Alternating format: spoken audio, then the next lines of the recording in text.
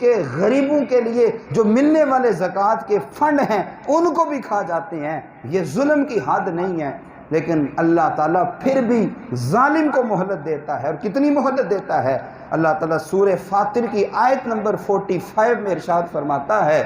وَلَوْ يُؤَاخِذُ اللَّهُ النَّاسَ بِمَا كَسَبُوا، فرمایا اگر لوگوں کے گناہوں کی وجہ سے اللہ تعالیٰ ان کی پکڑ کرے نا کہ جس نے جو گناہ کیا ساتھ ہی اس کو سزا مل جائے، مَا تَرَكَ عَلَىٰ ظَهْرِهَا مِن دَابَّةٍ، فرمایا زمین پہ تمہیں کوئی چلنے والا نظر ہی نہ آئے، چلنے والا نظر ہی نہ آئے، لیکن وَلَٰكِن يُؤَخِّرُهُمْ إِلَىٰ أَجَلٍ مُّسَمًّى، اس کی ایک تقدیر ہے کہ وہ ظالم کو ایک مقررہ دن تک مہلت دیتا ہے،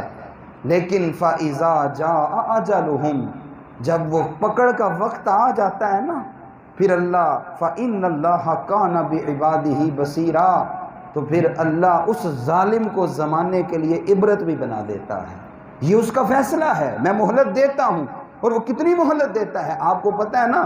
جب مسلمانوں کی پہلی جنگ ہوئی اسے غزوہ بدر کہتے ہیں، کفار کے ساتھ، کفر اور اسلام کا پہلا مارکا، اور اس کے 1 سال کے بعد احد کے میدان میں وہ جنگ ہوئی کہ جب مسلمان ایک دفعہ تو جیت گئے، لیکن پھر ایک کافروں کی طرف سے سوار تھا جس کو لوگ خالد بن ولید کہتے تھے،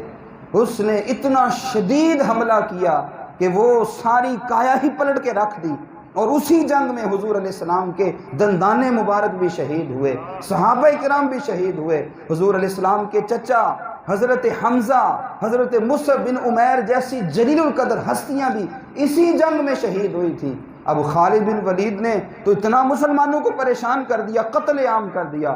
لیکن رب نے مہلت دی توبہ کے لیے، اور پھر وہی خالد بن ولید جب پلٹتا ہے تو اللہ کی تلوار بن کے مسلمانوں میں شامل ہو جاتا ہے، سیف اللہ بن جاتا ہے، اور پھر اس کا جب نام کافر سنتے تھے تو وہ وقت بھی آتا ہے جب 1,00,000 کا لشکر سامنے ہوتا ہے، اور یہ خالد بن ولید تنہا حضرت عبیدہ بن جراح سے کہتا ہے جو اس وقت امیر لشکر، جرنیل لشکر ہیں، کہ مجھے اجازت دیں 10,000 کے لیے تو میں اکیلا ہی کافی ہوں، میں اکیلا ہی کافی ہوں۔ اور یہی خالد بن ولید جو ہر وقت مسلمانوں کو قتل کرنے کے در پہ آتا ہے اور احد کے میدان میں بالکل پلٹ کے رکھ دیتا ہے معاملہ سارا، جب دنیا سے جا رہا ہوتا ہے بدن کا کوئی حصہ ایسا نہیں ہوتا جس پہ تلوار یا نیزے کا نشان نہیں ہوتا، اور دنیا کو پیغام دے کے جاتے ہیں لوگوں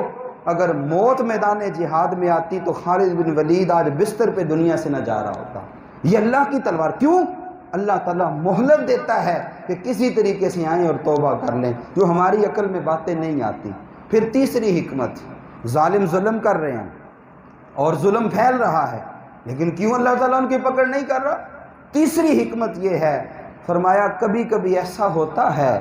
کہ ظالم کو اللہ ڈھیل دیتا ہے کہ تو کر لے جتنا ظلم کرنا ہے، اور ظلم کر لے اور ظلم کر لے، لیکن جب میں تجھے کھینچوں گا نا، تجھے پکڑوں گا، پھر اس ظلم کا بوجھ تجھ سے اٹھایا نہیں جائے گا۔ قرآن میں اللہ تعالیٰ سورہ ابراہیم کی آیت نمبر 42 میں ارشاد فرماتا ہے وَلَا تَحْسَبَنَّ اللَّهَ غَافِلًا عَمَّا يَعْمَلُ الظَّالِمُونَ، اے دیکھنے والو تم یہ نہ سمجھنا کہ یہ جو ظلم کر رہا ہے اللہ کو خبر نہیں ہے، نانا وَلَا تَحْسَبَنَّ اللَّهَ، ہرگز تم گمان بھی نہ پیدا کرنا کہ اس ظالم کے ظلم کی اللہ کو خبر نہیں ہے۔ فرمایا نہیں، ایسا نہیں ہے، انما یؤخرہم لیوم تشخص فیہ الابصار، اللہ نے اس ظالم کو اس دن تک مہلت دی ہے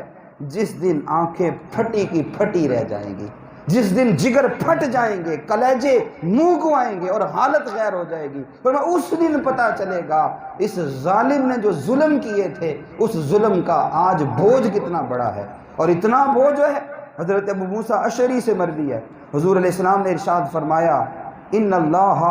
لا یملی للظالم، فرمایا کبھی ایسا ہوتا ہے کہ ظالم ظلم کرتا رہتا ہے، اللہ تعالیٰ اس ظالم کو مہلت دیتا رہتا ہے، وہ اور کر رہا ہے اور کر رہا ہے، وہ سمجھتا ہے میں بڑا کامیاب انسان ہوں، اتنا میرے پاس بینک بیلنس ہو گیا، وہ غریبوں کا خون بھی نچوڑ لیتا ہے، وہ لوگوں کا حق بھی دبا لیتا ہے، وہ کسی کا خیال بھی کوئی نہیں کرتا، وہ طاقت اور رشوت کے بل بوتے پر لوگوں کو رگڑ کے بھی رکھ دیتا ہے، وہ جو چاہتا ہے کرتا ہے۔ اور دنیا میں اتراتا پھرتا ہے کہ میں بڑا پاور والا ہوں. اِنَّ اللَّهَ لَيُمْلِي لِلظَّالِمِ، اللہ اس ظالم کو مہلت دیتا رہتا ہے. حَتَّى إِذَا أَخَذَهُ لَمْ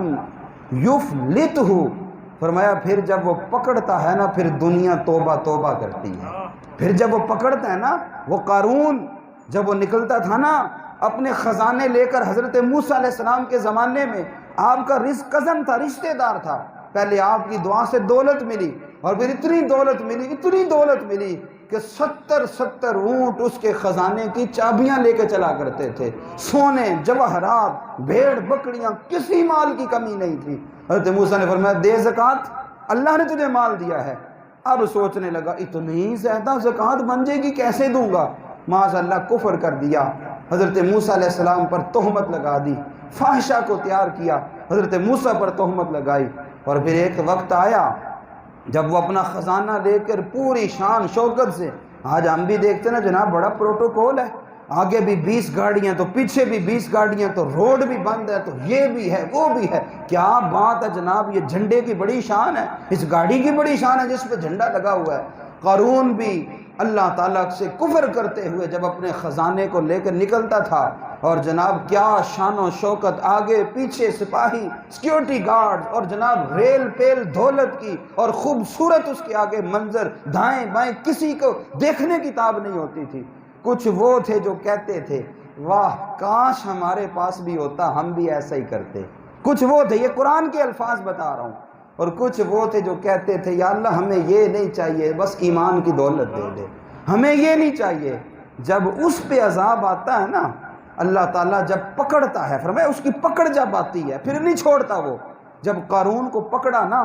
خزانے کے ساتھ لوگوں کے سامنے جا رہا تھا اور بڑی ریل پیل تھی، اللہ نے حکم دیا زمین کے اندر خزانے سمیت زندہ دنسا دیا گیا. اور آپ حیران ہوں گے، قرآن کہتا ہے جو کہتے تھے نا کاش ہمارے پاس ہوتا ہم بھی ایسے ہی کرتے، اللہ نے اس کے ساتھ ان کو بھی زمین میں زندہ دنسا دیا. یہ اللہ کی پکڑ ہے جب وہ پکڑتا ہے. اس لیے کسی ظالم کے ظلم اور اس کی شان و شوکت کو دیکھ کر کبھی بھی اترانا نہیں چاہیے، بلکہ حکم تو یہ ہے کہ اگر کوئی ظلم کر رہا ہے، برائی کر رہا ہے، اسے اپنے ہاتھ سے روکو. اگر ہاتھ سے نہیں روک سکتے تو زبان سے ہی روک دو، اور اگر زبان سے بھی نہیں روک سکتے فرمایا اس دل میں جمرہ جان لو کہ یہ برا کر رہا ہے. وَذَلِكَ أَضْعَفُ الْإِيمَانِ، اور یہ ایمان کا کمزور ترین درجہ ہے. تیسری حکمت، ایک تو میں نے عرض کیا کہ حلم والا ہے، وہ ظالم کو توبہ کے لیے مہلت دیتا ہے. ظالم کی بعض دفعہ اس لیے چھوٹ دیتا ہے کہ پکڑ بڑی سخت ہو، اور کبھی ایسا ہوتا ہے کہ اس میں خود مظلوم کا اور دیگر لوگوں کا امتحان ہوتا ہے. آپ دیکھیں نا، اب یہ فلسطین میں اتنا کچھ ہوا، یہ پوری امت مسلمہ کا امتحان تھا. اور کشمیر میں کب سے کیا کچھ ہو رہا ہے، یہ امت مسلمہ کا امتحان ہے. افغانستان کے اینٹ سے اینٹ بجا دی گئی، اور جناب آپ لیبیا میں دیکھیں، آپ مصر میں دیکھیں، آپ سوڈان میں دیکھیں، دنیا کے کسی بھی ملک میں جا کر آپ دیکھیں، برما میں مسلمانوں کے ٹکڑے کیے گئے، ان کے گوشت کو ہنڈیا میں رکھ کے ابالا گیا. یہ امت مسلمہ کا امتحان ہے. رب چاہتا، وہ رب جو ابابیلوں سے اپنے کعبے کی حفاظت کروا لیتا ہے، وہ رب جو آتش نمرود میں ابراہیم علیہ السلام کے لیے اس آگ کو گلزار بنا دیتا ہے، وہ رب جو موسیٰ علیہ السلام کو اس سمندر میں قافلے سمیت گزار دیتا ہے اور فرعون کو اسی میں غرق کر دیتا ہے، وہ رب جو آسمان سے جبریل کو بھیجے، وہ ایک پر پہ قوم لوط کو اٹھا کے زمین پہ پٹک دیں تو ساری زمین پہ وہ بسنے والے لوگ ہلاک ہو جاتے ہیں، وہ رب جو طوفان نوح علیہ السلام بھیج کے زمین پہ ذرہ برابر حصہ بھی نہیں چھوڑتا کہ جس میں کوئی غرق نہ ہو، وہ رب چاہے تو وہ ایک لمحے کے لیے فلسطین، کشمیر، برما اور دنیا میں ہر جگہ مسلمانوں پر ظلم کرنے والوں کو تباہ و برباد کر دے. لیکن اس نے امتحان رکھا دیگر مسلمانوں پر، اور کیا فرمایا اللہ تعالیٰ سورہ عنکبوت میں فرماتا ہے الف لام میم